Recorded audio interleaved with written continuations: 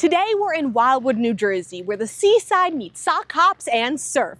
Tucked along the southern tip of the Jersey Shore, Wildwood has been a summer hotspot since the 1890s, thanks to its huge sandy beaches, iconic boardwalk, and family-friendly vibes. Over 9 million people come here every year, making it New Jersey's second largest tourist destination. So what is it about Wildwood that keeps people coming back?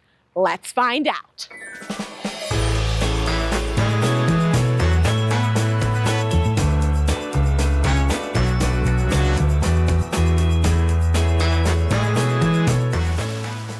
To truly understand the Wildwood of today, we have to take a step back in time, all the way back to the 1600s, when the Lenape Native Americans lived here.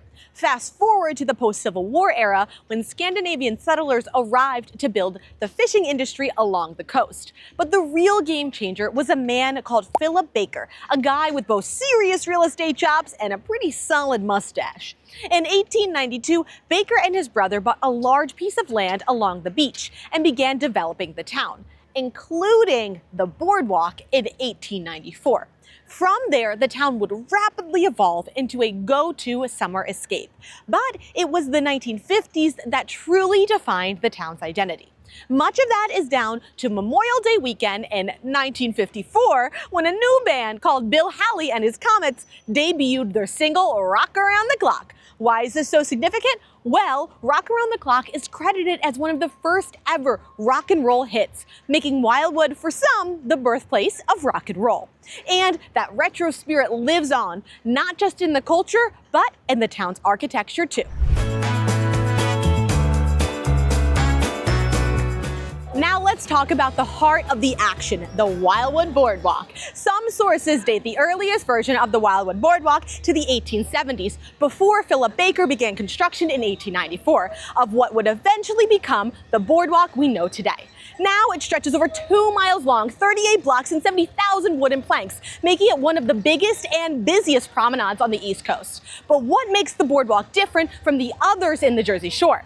It has neon signs, thumping music, and the scent of fried everything. It's kind of like a beachside amusement park mashed up with a vintage carnival and a dash of organized chaos. I think it's time to test the knowledge of some of our boardwalk goers.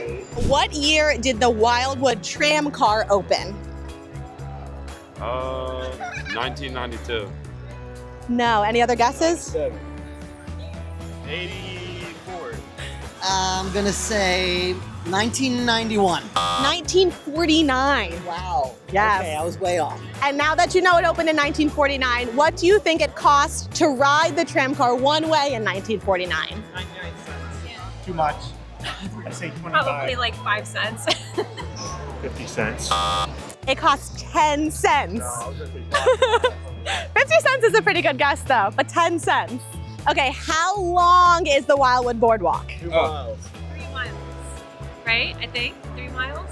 Any other guesses? My guess. Yeah, I would say the same. Ooh, that's tough. I'm just gonna guess 2 miles. Correct! No way. Yeah! How many planks make up the Wildwood Boardwalk? You can just guess. I know it's not like you've counted. 5,000. No, more than that. 100,000, I don't know. A million. I guess like 10,000, I don't know. Oh, this is probably crazy. 14 million? 3.2 million. I'll do 6 million. Ooh, even right here, there's a lot. I'm just gonna say a million. You're all very off. Oh, yeah. You can start again. Yeah, okay. Higher or lower? Much lower. 600,000. 340,000. We'll do $500,000. There are 70,000. 70,000. That sounds more realistic. Yes, it's 38 blocks, 70,000 planks. Wow. So thank you so much for playing. Watch the tram car, please. Spend an hour on the Wildwood Boardwalk and you're bound to hear those words. These yellow tram cars in Wildwood opened in 1949 and have been operating ever since. It runs the entire 2 miles of the boardwalk, allowing you to sightsee or hop on and hop off when you please. Although it's classic in design, you can actually purchase tickets via the Wildwood Tram Car app.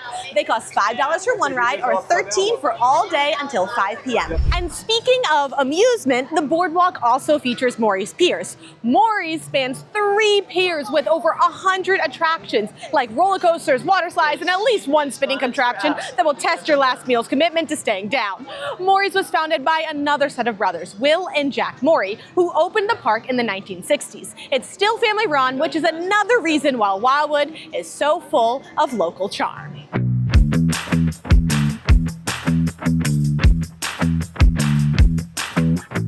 But if you're not at the boardwalk for the rides, then you're probably here for the food. I myself couldn't help but grab a Corbros while I was here. Corbros is, yes, another set of brothers who have left their mark on this iconic town. Developed as the original frozen custard in 1919, Corbros soft serve, or frozen custard, is a staple of the Jersey Shore food culture. The Wildwood Boardwalk is more than just attraction. It's a full-on experience, a sensory overload in the best way possible. And I suggest getting Corbros, but potentially their classic orange and vanilla flavor. They have other flavors too. Make sure you check each one to see what flavor options they have at the Corbros location you're going to. So orange and vanilla is usually at most because it is in their iconic logo. But they also have classic vanilla chocolate, chocolate mint, strawberry banana, a lot of fun options out there.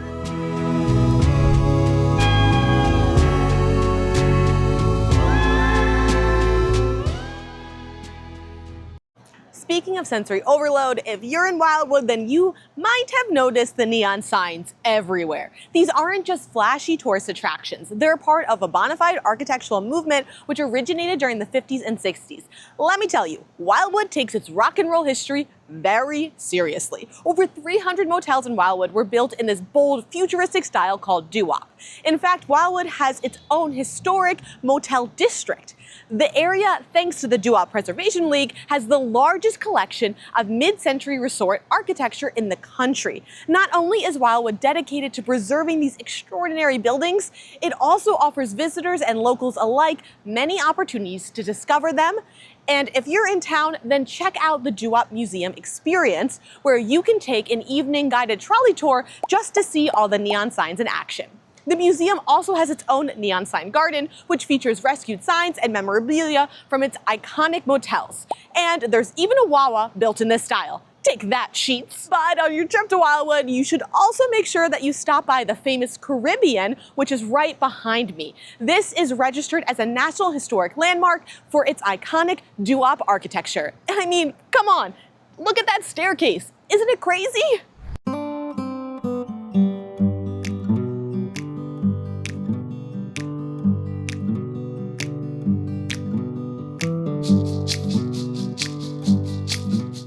Of course, the Jersey Shore isn't the shore without, well, the shore, and Wildwood has plenty of it. 5 miles, actually, which were voted the #1 beaches in New Jersey. And they're free, which means that unlike many Jersey Shore towns, you don't need to shell out for beach tags. No pun intended. On a daily basis, you'll find people of all ages swimming, surfing, boogie boarding, and kayaking in the water. Plus, there are loads of events that happen regularly throughout the year. These include volleyball, soccer, kite, and sand sculpting festivals. And my absolute favorite, the Race of Gentlemen. Yes, that is actually what it's called, but no, this is not a silver sneakers race. It is actually a vintage car and motorcycle race that takes place right here on Wildwood's beaches.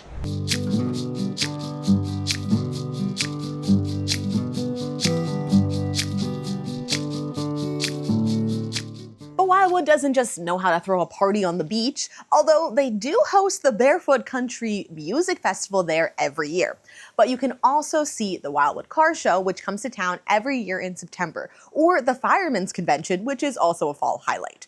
There's some quirkier ones too, like the Wildwood Baby Parade, a tradition which began in 1909 and still runs to this day. Needless to say, there's something about Wildwood that isn't just about getting away to the beach for a week. It's a real community with traditions both strange and beautiful that people come back for year after year. And honestly, there's nothing that makes me feel more like a kid at heart than the fireworks that light off Maury's Pier every Friday night. And if you're looking to do something a little bit more green, then come here.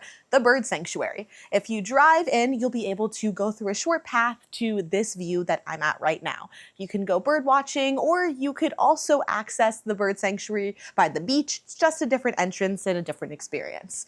But either way, Wildwood's filled with so many things to do, beach related or baby related. And you can always check out the birds.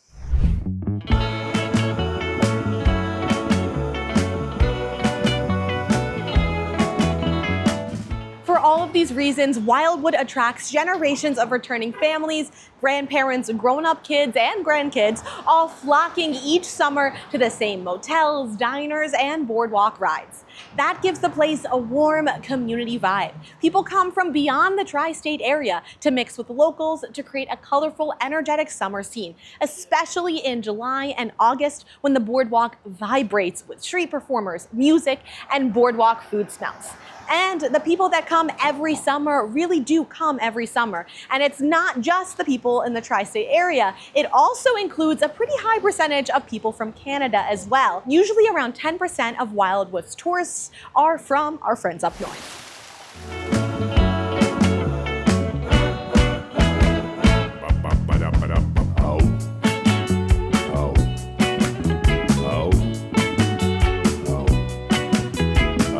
So why do people return to Wildwood year after year? Because it hits the nostalgic sweet spot. Neon lit, doo-wop kitsch, retro boardwalk games, family traditions, plus there's the unbeatable combo of free beaches, free events, free fireworks, and affordable food and lodging. The atmosphere is unbeat, easygoing, and full of that classic Jersey Shore charm. Here it can feel kind of like endless summer. And thanks for joining me on this Wildwood tour. And if you want more travel content, then click subscribe below this video and check out my other 2 videos covering Wildwood's food scene, including one specifically on boardwalk food. And I hope you enjoyed our wild, wild, Wildwood days. Gonna take you for a ride on my brand new